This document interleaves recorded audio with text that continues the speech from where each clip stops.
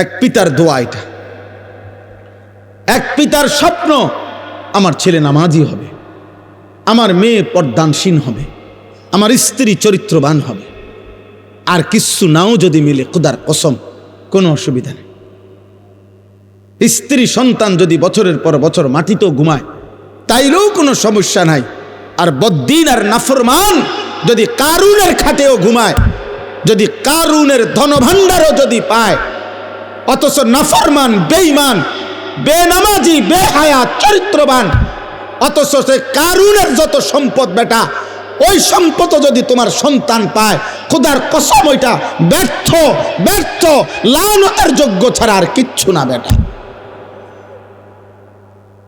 অভিশপ্ত, ওইটা অভিশপ্ত জীবন। আপনি সন্তান কিছুই পায় নাই, কারুনের সব রাখেন বাইর করে লই,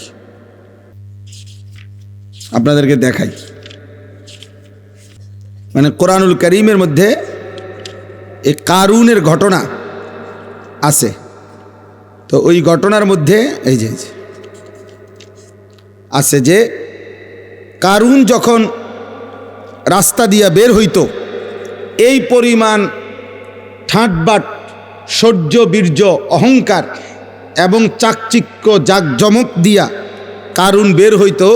তো তাকে দেখে আশেপাশের মানুষরা আফসুস করত, আফসুস করতো। আল্লাহ কোরআনে ডাইরেক্ট বলছে, আফসুস করতো আর বলতো, আহারে আল্লাহ যদি আমাগরেও কারুনের মতো একটু দিত।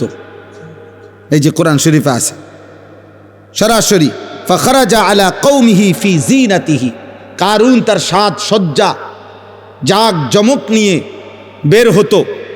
তো ক্বালাল্লাযীনা ইউরিদুনাল হায়াতাদ দুনিয়া, যাদের হৃদয় শুধু দুনিয়ার লোভ ছিল, তারা বলতো, ইয়া লাইতা লানা মিসলা মা উতিয়া কারুন, আহা আল্লাহ যদি আমগরেও কারুনের মতো একটু দিত, তাহলে আমরাও একটু সুখে থাকতাম। খোদার কসম আল্লাহ বলে, এরপরে যেদিন আল্লাহ কারুনকে তার সমস্ত ঘর সম্পদ, রাশি রাশি স্বর্ণরৌপ্য সহ জীবন্ত মাটির নিচে দাফন করে ফেলছে, ফাখাসাফনা বিহি ওয়া বিদারিহিল আরদা, তাকে তার ঘর সহ আল্লাহ জিন্দা মাটির নিচে দাফন করে দিছে এই নাফরমান বেঈমানকে। তখন কি হইল?